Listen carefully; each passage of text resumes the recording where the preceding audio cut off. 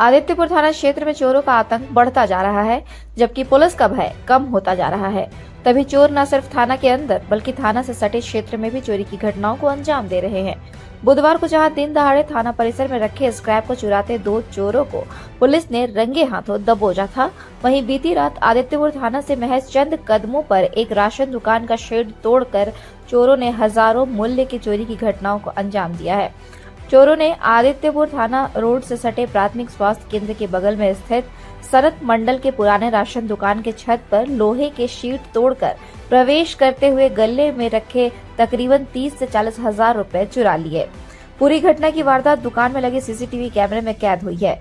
चोरी के संबंध में जानकारी देते हुए दुकान मालकिन उलासी मंडल ने बताया कि गुरुवार सुबह जब उनका बेटा राशन दुकान खोलने आया तो पाया कि गल्ला टूटा हुआ है और उसमें रखे नगद रुपए गायब है। जांच करने पर पाया गया कि छत के शीट को तोड़ चोरों ने दुकान में प्रवेश किया है। बाद में पूरी घटना की वारदात सीसीटीवी में देखने के बाद आदित्यपुर पुलिस को सूचित किया गया, जिसके बाद पुलिस ने मौके पर पहुंचकर छानबीन प्रारंभ की है।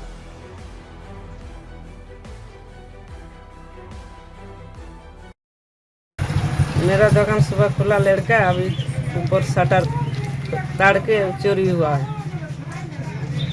आपको सुबह दुकान खुला है, बेटा लोग ऐसे ही पता चल गया। खाली कैश चोरी हो 40-50 हजार था।